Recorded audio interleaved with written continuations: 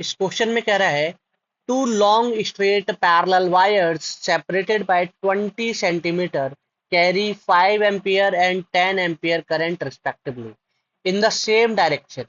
Find the magnitude and direction of net magnetic field at midway between them.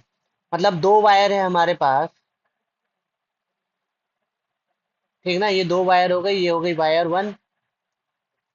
One और ये wire to. एक में current हो गई 5 एम्पियर और दूसरे में करंट हो गई 10 एम्पियर, ठीक ना। और दोनों वायर के बीच का सेपरेशन है 20 सेंटीमीटर। क्लियर है। अब इसके मिड पॉइंट पे एक पॉइंट पी मान लेते हैं जहां पे हमें मैग्नेटिक फील्ड निकालना है। तो यहाँ से भी 10 सेंटीमीटर मिड पे है, तो वहां से भी 10 सेंटीमीटर, दोनों वायर से 10 सेंटीमीटर के डिस्टेंस पे ये पॉइंट पी है। क्लियर। अब देखो अब इसमें डायरेक्शन हमें कुछ दे नहीं रखा है कि अपवर्ड है, मतलब जो भी डायरेक्शन है हमने मान लिया है। बस उसने कह रखा है सेम डायरेक्शन है, तो सेम ऊपर की तरफ हमने मान लिया, ठीक ना। अब magnetic field due to straight wire होता है B equal to mu naught I by 2 pi R. तो बी इक्वल टू, मतलब पहले वायर की वजह से मैग्नेटिक फील्ड B1। अब चाहो तो यहाँ पे स्टेटमेंट लिख सकते हो कि magnetic field at point P due to wire one.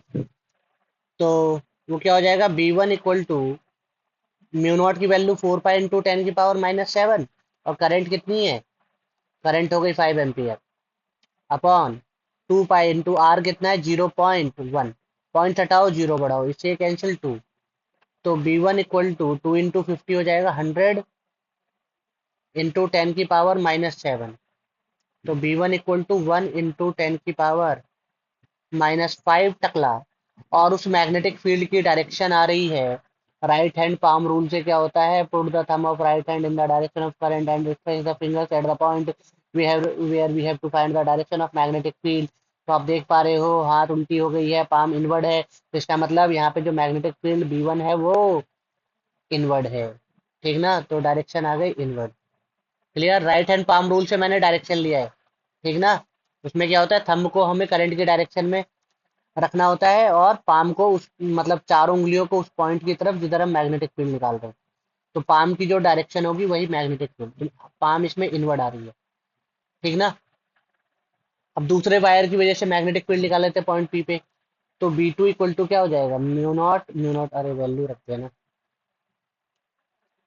4 pi into 10 की पावर -7, और उसमें करंट है 10 ampere, divided by 2 pi into R की वैल्यू है 0.1। पॉइंट हटाओ, जीरो बढ़ाओ, इससे कैंसिल 2।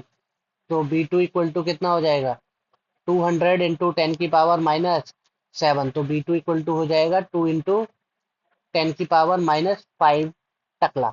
और इसकी डायरेक्शन आ जाएगी अपवर्ड, ठीक ना। इसकी डायरेक्शन किधर आ जाएगी, अपवर्ड। मतलब यहाँ पे ये चार उंगलियां हो जाएगी, ठीक ना, थंब ऊपर। तो इधर वो लाइन वाली हाथ आ रहा है हमारा, ये ऐसा हस्तरेखा वाला। तो मतलब दूसरे वायर की मैग्नेटिक फील्ड आउटवर्ड है B2। तो नेट मैग्नेटिक फील्ड के लिए क्या करेंगे हम, दोनों, एक अपवर्ड एक आउटवर्ड और एक इनवर्ड है, तो बड़ा माइनस छोटा, मतलब B2 माइनस B1। तो net magnetic field at point B net equal to हो जाएगा B2 माइनस B1। बोले तो 2 इंटू 10 की पावर -5 -1 इंटू 10 की पावर -5 टकला। 2 - 1 हो गया 1 इंटू 10 की पावर -5 टकला। और उसकी जो डायरेक्शन है वो आउटवर्ड रहेगी, क्योंकि जो बड़ी है वही डायरेक्शन रहेगी। तो B net equal to 1 into 10 की पावर -5 टकला, और डायरेक्शन आउटवर्ड है। क्लियर।